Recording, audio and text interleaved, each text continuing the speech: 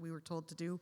Work hard, you're going to get ahead. And I think more people keep working harder and they're not getting ahead. And it's very disheartening, actually, as a member of the community when you anyways, that's just a side note. I believe in free markets, but with regulation. In terms of your costs, like we're talking about food specifically, kind of at the preamble of the question, we have in this country some, I would say monopolies, but they're more like polyamorous relationships amongst many of our industries, whether it's our telecommunication industries, our grocery chains, even our infrastructure companies, our companies that build for us. There's maybe 3 major companies across the country, and when smaller companies are built up, those bigger companies come in and they buy them out.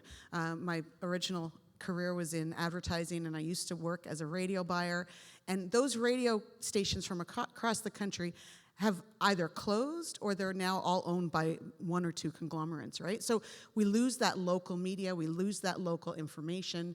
We know here in Mississauga that we don't have local news, right? Very, very few.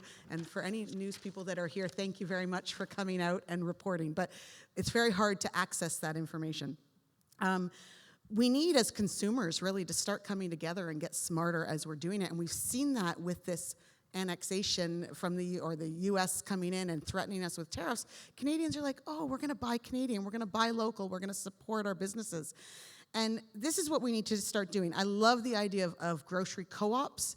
We could do stuff like that within our communities and start finding ways that we can actually bring down our basic costs so I can buy a can of corn and it's not going to cost me $5. These are just ideas, but we really need to come together as a community and find ways to change it. As well, within our shopping and consumer, if we can come together to remove all the plastic packaging in our grocery chains, I would love that as well. There's so many ideas, and I know Charles is going to come up with some more, and I know all of you out there have a lot more ideas. So I would love to discuss whether you hire me as your member of parliament or not. This is something I would love to work on really bringing back to local that we can work together to make change. And we don't necessarily always, government can't do everything, right? We as the people need to start working together, so.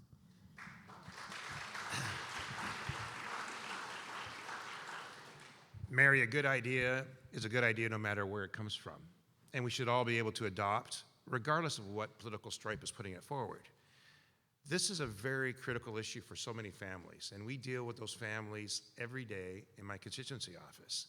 It's not a federal issue or provincial issue or municipal issue. It is a collective issue that we have to address. And we know that during the pandemic, we did a lot to try to support families during that tough time. We know that inflation spiked, but Canada is actually lower than most countries around the world, even with all the supply challenges that is existing because of the geopolitical challenges in the Baltics, the food prices, the cost of oil, all those things are impacting our families every day. And it's impacted the grocery chain. So we introduce a grocery code of conduct because we want these oligopolies to be aware that we are monitoring them to ensure that as savings are happening, as those supply costs come down, they got to transfer those savings to consumers. They're being monitored to do just that. We implemented a tax cut for the middle income and lowest income, and then we're promising even further in this election. We've already introduced dental care, child care, pharmacare. We've increased the old age security and the GIS. We're providing protections for those on fixed income for their retirement security. All of this has an impact on people's daily lives. The risk is there is a party that's talking about cutting those social programs. As I said, my second priority is to ensure that we sustain them. We can sustain them by improving and making our economy more competitive, including these grocery chains. We need to have more competition in the grocery store so that we can benefit from that. And that includes other industries, wireless, telecom. There's more at stake than just groceries. But I feel for those families who come and they need support, and the community here are extremely generous. What you've done with Compass and the Mississauga Food Bank, I was part of the initiation of 'Twas the Bite Before Christmas with a number of supports, but that's not enough. Those are Band-Aid solutions. We need to do something more long-term. I love your idea. Let's take it on, and let's, as a community, fight for the support of other families as well.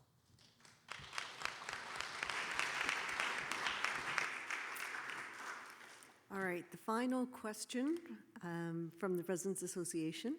At present, the Canada Lands owns a large parcel of land in Port Credit, including the marina, and is tasked with maximizing its value for sale, which often leads to over-intensification, tall condos with small units.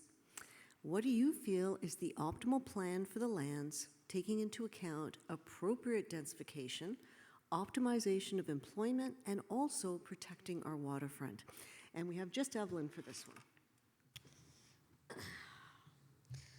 Well, I don't know the absolute specifics to how Canada Lands functions, so I'm going to be navigating this one a little bit and would have to do more research. But in general, because we are facing a housing crisis and obviously climate change has become an issue, so I think both of those should be very much taken into account when you have land that clearly can be used for something good. And obviously, I'm going to say that, you know, we should not only be trying to have more green space on that property, but actual affordable housing. And I can say that as someone who desperately needs that herself. So I think that housing and protecting our natural heritage, because Port Credit is the way it is now, it has its own identity, and personally, I love being down here. It's a beautiful area, and I think that it would be a shame if we just ended up using that land to have all these big giant condos, which isn't necessarily always the best thing to do. So I'd say that you want to have a mix of something new, but you want to be smart about how you're building on stuff, because you want to have a good balance of housing and green space and retail, because if you have one more than the other, then it makes it challenging for people who are choosing to go and live there, and they want to be able to have access to everything. So, let me see.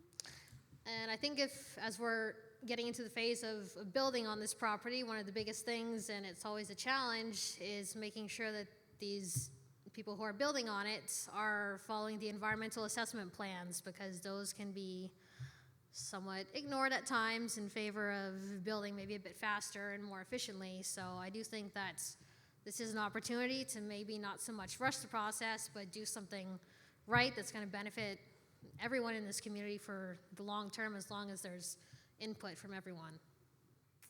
All right. Thank you, candidates. So we're now going to move to the open mic segment, where you get to ask the tough questions. And our moderator for that is Sue Shanley. She's the president of the Southwest Mississauga Ratepayers Association, specifically wards 2 and 8. Sue? You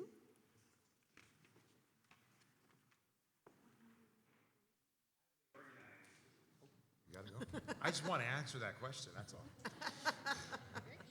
You can do that at the end. Good evening, everyone. Just a reminder, anybody at the back, there are still seats at the front. You can come on up and sit down at the front, and there are refreshments here. We have a microphone. Everybody can see that in the middle of the room. You're welcome now to come up, stand at the microphone, ask your question.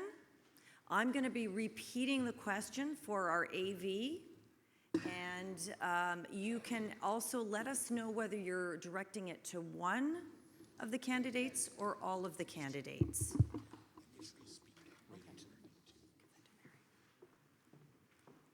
Okay. All right, go ahead. Okay. Good evening, candidates. Electoral reform. We need a system that better reflects the will of Canadians. Will your respective parties support proportional representation or another alternative to first past the post? And who is that question for? The whole panel. All right. Why don't we start off with Mary? Yes, I support electoral reform. Proportional representation or mixed member proportional, I am open to both, and I think that's a total, yeah. Those are the two options that I see personally, and that within the Green Party that have been, I think proportional representation is probably at the higher, but I think both would